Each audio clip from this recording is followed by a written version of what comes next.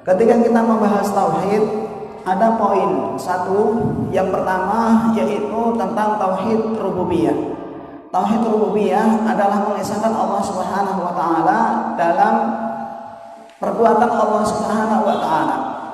Perbuatan Allah maksudnya Allah menciptakan, Allah memberikan rezeki, Allah mengatur alam semesta dan lain sebagainya. Itu semuanya hanya mampu dilakukan oleh Allah Subhanahu wa taala. Kemudian bagian yang kedua adalah mengesahkan Allah Subhanahu wa taala dalam masalah ibadah. Kalau poin pertama adalah mengesahkan Allah dalam perbuatan Allah, sekarang mengesahkan Allah dalam perbuatan makhluk. Bedanya di sini. Apa bedanya?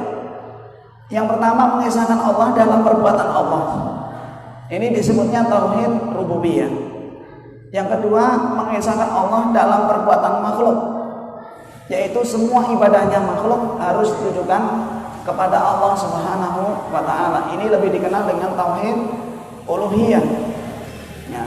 Kalau kita sudah mengesahkan Allah Subhanahu wa taala dalam hal rububiyah, kita meyakini bahwa Allah yang menciptakan, memberikan rezeki dan mengatur alam semesta, konsekuensinya kita harus mengikhlaskan ibadah hanya kepada Allah Subhanahu wa taala.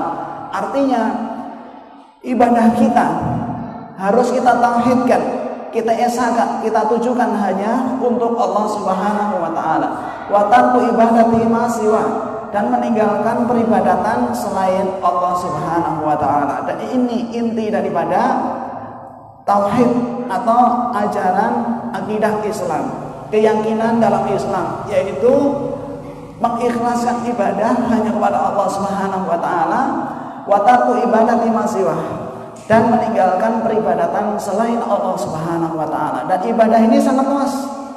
Tidak hanya sholat, tidak hanya puasa, tidak hanya zakat, tidak hanya haji, tidak hanya rukun Islam, tapi semua aktivitas yang bernilai pahala kita wajib tunaikan dan kita niatkan karena Allah Subhanahu wa taala.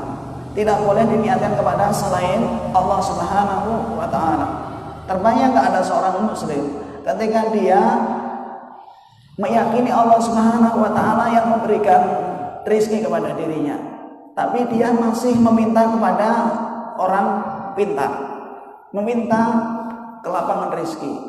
Dia memang tidak mengatakan saya minta kelapangan rezeki, tolong ya diguna-guna atau bagaimana supaya rezeki saya lancar, supaya saya dapat saya diterima jadi pegawai, supaya saya mendapatkan pekerjaan yang layak, supaya saya dapat pekerjaan yang sesuai dengan ijazah saya, supaya saya mendapatkan pangkat dan jabatan di instansi tempat saya bekerja. Dia meminta kepada selain Allah Subhanahu wa taala.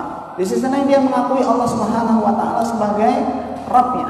Apakah muslim yang baik adalah orang yang melakukan kesyirikan kepada Allah Subhanahu wa taala dalam hal rububiyah, padahal dia meyakini Allah yang menciptakan dirinya, yang memberikan rezeki kepada dirinya, tapi malah dia meminta kepada selain Allah Subhanahu wa taala? Tentu ini bukan ciri akidah yang benar, bukan ciri akidah yang lurus. Seorang muslim apabila mengetahui bahwa Allah Subhanahu wa taala yang menciptakan dirinya, yang memberikan rezeki, harusnya ketika dia menjumpai kesulitan langsung lari kepada Allah Subhanahu wa taala, berdoa kepada Allah Subhanahu wa taala, ya, tidak melakukan kesyirikan, apakah itu dengan meminta kepada paranormal, orang pintar atau yang sejenisnya, atau lebih kita kenal dengan meminta kepada para dukun untuk yang melapangkan rezekinya, memberikan kesehatan, memberikan kesembuhan dan lain sebagainya.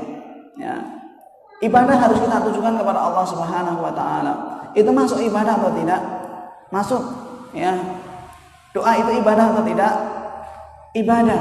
Kalau seandainya kita doa minta kepada Allah itu merupakan tuntutan kewajiban kita, maka kita minta kepada selain Allah itu merupakan kesyirikan. Kalau seandainya minta pertolongan kepada Allah suatu kewajiban, minta pertolongan kepada makhluk tidak bisa berupa kesyirikan juga. Bukankah kita setiap hari kurang lebih membaca surat Al-Fatihah 11 kali dalam salat kita? Setiap hari pula kita membaca iyyaka na'budu wa iyyaka nasta'in. Hanya kepadamu lah ya Allah kami menyembah. Wa iyyaka nasta'in, dan hanya kepadamu lah kami meminta pertolongan. Tapi ketika mendapatkan ujian, musibah, ya, ingin mendapatkan pekerjaan, ingin mendapatkan pangkat dan jabatan dan lain sebagainya, kenapa dia lari dan meminta pertolongan kepada selain Allah? Inilah salah satu bentuk kesyirikan, yaitu peribadatan kepada selain